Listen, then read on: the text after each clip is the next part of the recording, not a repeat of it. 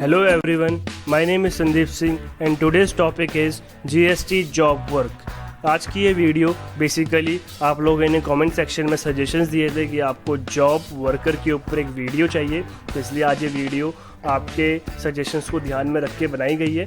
आज की वीडियो में हम कवर करेंगे कि जॉब वर्कर क्या होता है, जॉब वर्क से रिलेटेड क्या प्रोविज़न्स जीएसटी के अंदर दे रखे हैं, क्या जॉब वर्कर को रजिस्ट्रेशन लेना ज़रूरी है और जॉब वर्कर के ऊपर क्या जीएसटी रेट्स एप्लीकेबल होंगे।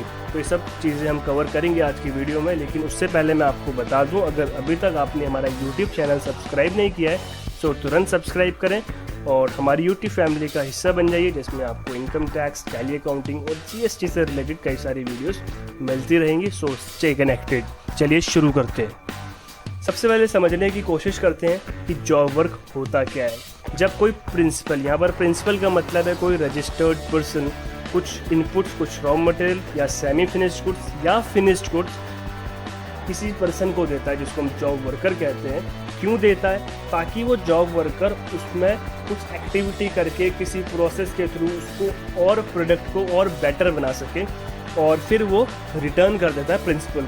तो हम एक तरीके से कहें, प्रिंसिपल जब कोई प्रोडक्ट मैन्युफैक्चर करता है तो उसमें कुछ फिनिशिंग के लिए या कुछ प्रोसेस के लिए उस प्रोडक्ट को आउटसोर्स कर देता है। अब हमने देखा होगा कि इंडिया में कई सारे जॉब वर्कर्स हैं, छोटे से लेके बड़े तक।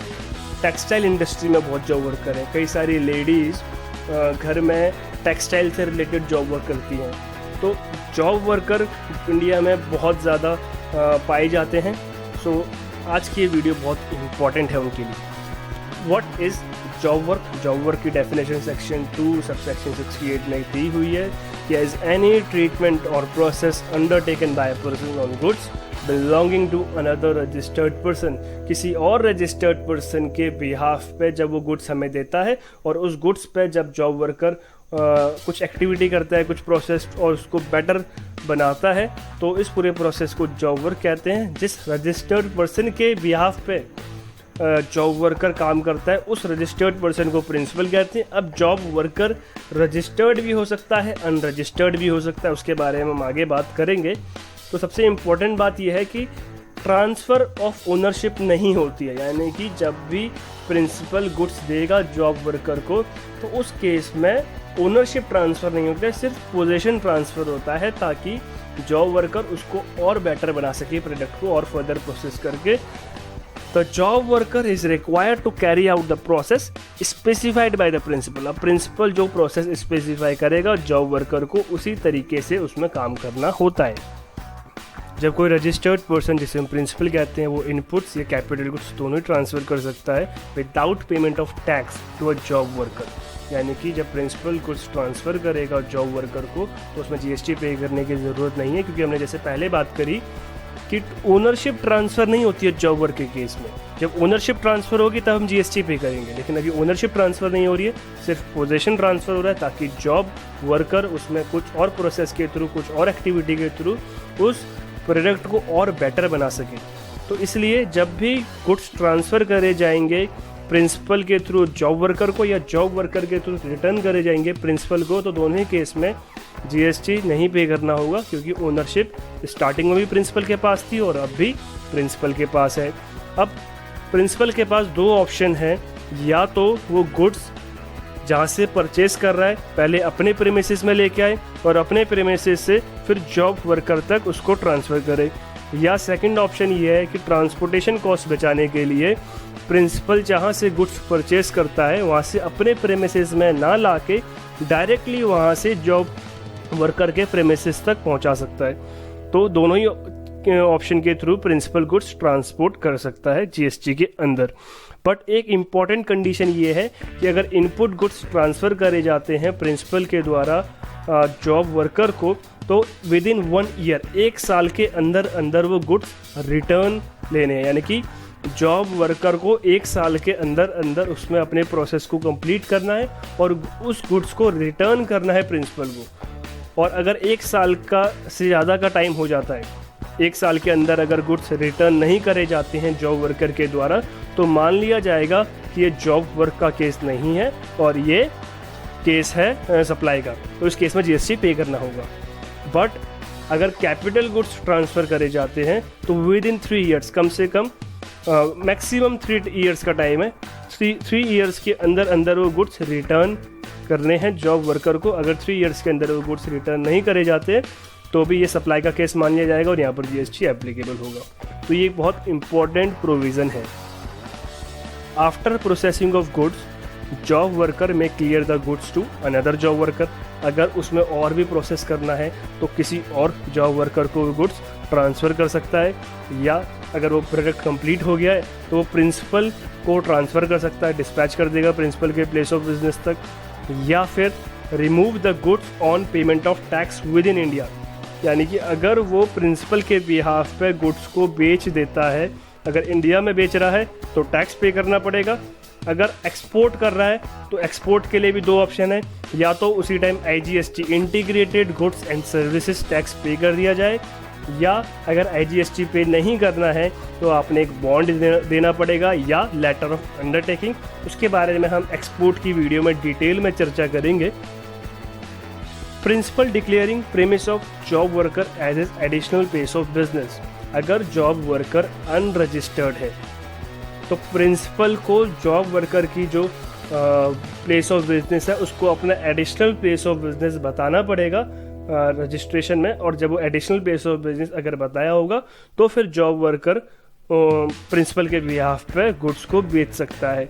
लेकिन अगर जॉब वर्कर रजिस्टर्ड है तो फिर प्रिंसिपल को additional place of business show करने की ज़रूरत नहीं है, फिर वहाँ पर रजिस्टर्ड जॉब वर्कर प्रिंसिपल के बिहाफ पे इंडिया में गुड्स बेच सकता है, लेकिन उस टाइम पे IGST पे करना होगा। द इनपुट्स और capital goods shall be sent to the job worker under the cover of challan issued by the principal. जैसे कि हमने बोला कि ओनरशिप ट्रांसफ़र नहीं होती है जब भी गुड्स ट्रांसफ़र करी जाती है, यानी कि उस टाइम पे हम टैक्स इनवॉइस तो इशू करेंगे नहीं। तो उस केस में जब भी हम गुड्स ट्रांसफ़र करेंगे तो हमें एक डिलीवरी चालान इशू करेगा, प्रिंसिपल डिलीवरी चालान इशू करेगा ताकि गुड्स ट्रांसपोर्ट हो सके जॉब वर्कर तक। अब वो डायरेक्टली भी हो सकता है कि जहाँ से उसने परचेज किया अपने प्रीमिसेस में ना लाके डायरेक्टली उसने जॉब वर्कर तक गुड्स को ट्रांसपोर्ट कर दिया through issue of delivery challan. The responsibility for keeping proper records, proper accounts for input और capital goods lie with the principal. यानी कि प्रिंसिपल की ही रिस्पॉन्सिबिलिटी है कि वो सारे अकाउंट्स को प्रॉपरली मेंटेन करेगा। इनपुट टैक्स क्रेडिट क्या होगा जॉब वर्क के केस में? सेक्शन 19 क्लियरली कहता है that the principal shall be entitled to take the credit of input tax paid on input sent to the job worker for the job work। जैसे हमने बोला कि इनपुट टैक्स क्रेडिट तो तभी मिलता है कि जब हम गुड्स को सेल कर दें, लेकिन जॉब वर्क के केस में ओनरशिप ट्रांसफ़र नहीं हो रही है। सो उस केस में जब वो गुड्स परचेज करा जाएगा तो उस टाइम पे प्रिंसिपल ने इनपुट टैक्स पे किया होगा, लेकिन ओनरशिप ट्रांसफ़र नहीं हो रही है, लेकिन फिर भी प्रिंसिपल को इनपुट टैक्स क्रेडिट मिल जाएगा। अब वो चाहे गुड्स उसने डायरेक्टली ट्रांसफ़र करे हो तो भी उसको इनपुट टैक्स क्रेडिट मिल जाएगा अगर उसने गुड्स सप्लाई करें जॉब वर्कर को for the purpose of job work. Waste clearing provisions. कई बार होता है क्या है कि जब भी जॉब वर्क का केस हो, मैन्युफैक्चर हो, फिनिशिंग का काम हो, कुछ ना कुछ वेस्ट बच जाता है जिसकी कुछ स्क्रैप वैल्यू होती है। अगर हम उसको बेचें तो कुछ पेमेंट मिलती है।